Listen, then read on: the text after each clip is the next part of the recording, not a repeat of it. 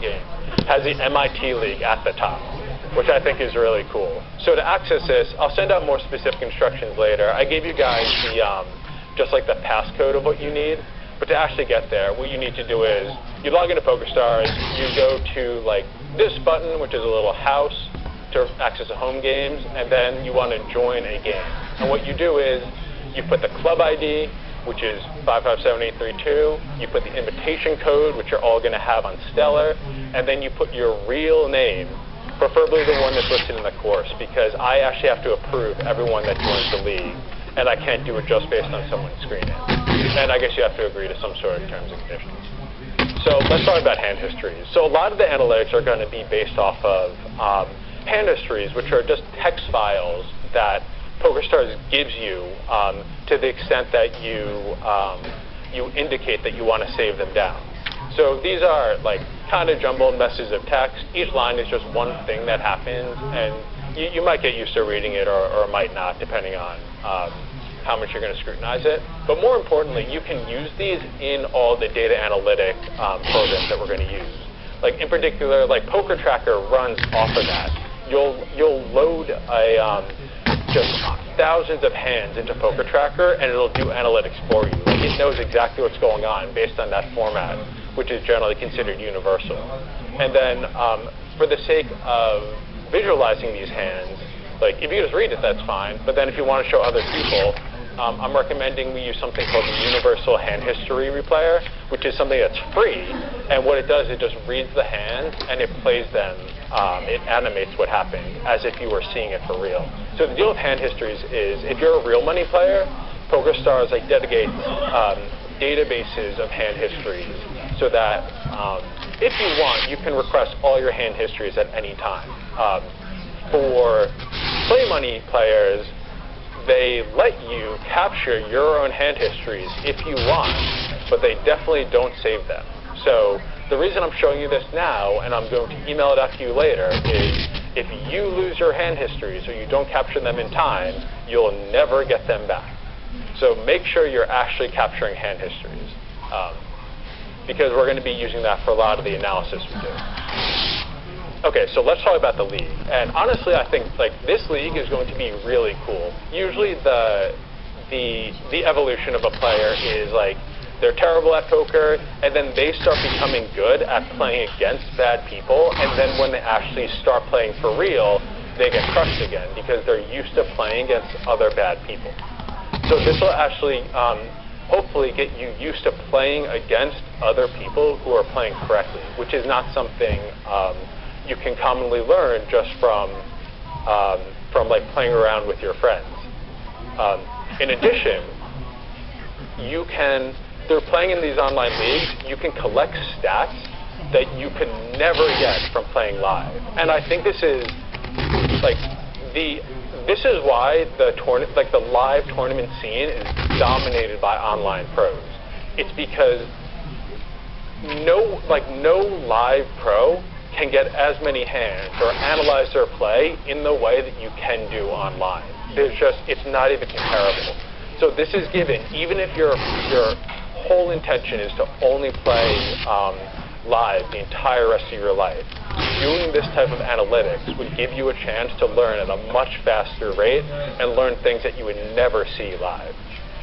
So every week, we're going to have a major tournament, which is basically going to be the same structure, maybe a little bit slower than the ones we do daily, except they're going to have real prizes. So Acuna is giving us Beats headphones, an Apple TV, both speakers, and a lot of gift cards. And then for their second tournament, they're giving us all of those things, plus an iPad Air and an iPad Mini. But we're not done yet. Because this class is focused on playing live, we're going to end the class with the live tournament sponsored by Oculus on the 31st, which is the day after the last day of the class. So after the league's over and after you guys are good at poker, like you'll have an opportunity to play each other in a live tournament where their prize pool is all of the Acuna prizes plus a PlayStation 4. Plus an iPad, plus a Kindle, and plus a GoPro. I want this to reflect what the type of things like an online multi-table tournament player would do. How it normally works is during the week, and basically every single day, there's a uniform amount of tournaments that will just run every single day at the top of the hour. And these pros will just grind those out. They'll get used to the structure, and that's where they'll kind of grind their team. And then on the weekends, that's when you get a lot of the square money, a lot of the newer guys who only play poker on the weekend. And those are more gimmicky, idiosyncratic tournaments, but also the highest value. So that's why I'm producing the tournament structure like this, where the bulk of your tournaments will be very similar to each other, but then the tournaments that really matter will be completely different, at least relatively different. So that's why I'm doing that. That will make you get a feel for what these guys have to go through. So let's talk about turbos. Turbos let you focus on pre-flop decisions, which are the area where I think there's the most to learn among people who are new at poker. By basically all of your value that you're losing in tournaments is from screwing up pre-flop. No one gets that right live, because it's really difficult to be able to feel comfortable doing what is generally considered right. And we're going to spend a lot of time on pre-flop. But these turbos encourage you to do that sort of thing, because live is a lot of pre-flop, and you're going to be doing that in the turbos online too. In addition, no one wants to spend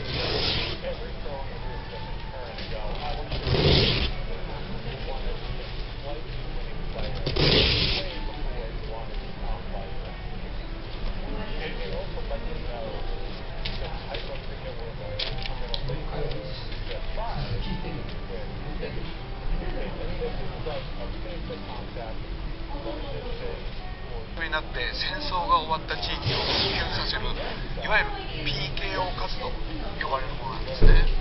VTR でもあったように PKO で治安維持の仕事もできるようになると武器を使う可能性も高まるということなんです。そうなんです。これは自衛隊員のリスクの問題なんですね。でこれについて最初に犠牲者が出るのはこの PKO 活動ではないかとの見方もあるんです。しかしながら衆議院ではほとんど議論がなされなかったんですね。参議院では特に治安維持活動に伴う武器使用について議論を深めてほしいと思います。続いてはシリーズ戦争を知る。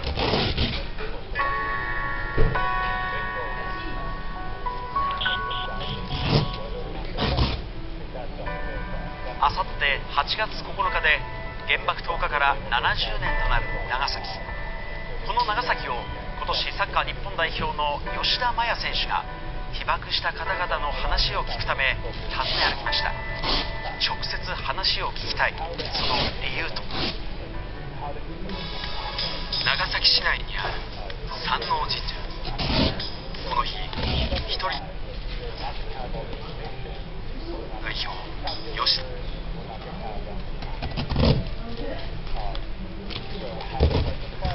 大きな2本のクスノキ。覗き見た吉田は思わず声を上げた。すごい。そこにあったのは石、拳大のもの。原爆の爆心地から800メートルの神社。石は爆風で飛んできたものだった。あの大きさの石が飛んでくるって恐ろしい光景ですよね。当たったら恐怖でしかないですね。70年前の8月9日、長崎。当時の長崎市民の3人に1人にあたる7万人を超える命が奪われた。実は吉田は小学生過ごしてきた。市内にある原爆資料館には何度も足を運んでいた。遺品や写真などを見てその恐ろしさは知っていたつもりだった。そんな吉田が去年の8月9日、ブログにこんな文章を綴った。今は被爆体験や戦争を体験した方々のお話を直接聞いてみたいという思いが強くなっています。被爆者の話を聞きたい。きっかけは海外でプレーしていること。チームメイトから被爆地長崎について尋ねられた時、詳しく答えられない自分がいた。海外に行って自分のそのバックグラウンドのことを海外の人たちに説明できないっていう虚しさを感じたっていうのは大きいですね。爆心地から 2.7 キロ離れたところにある立山防空壕。吉田はある男性に出会った。北川正孝さん、89歳。70年前の8月9日、この壕で仕事をしていた。うわ、すごいですよ。牢屋みたいですね。広さおよそ400平方メートルの立山防空壕。中には知事室、そして警察部長室など6つの部屋がある。戦況が悪化する中、知事や軍の関係者が対策を練るために作られました。本当にこの作りがしっかりしてますね。当時にしては当時のその技術で、70年前ですから。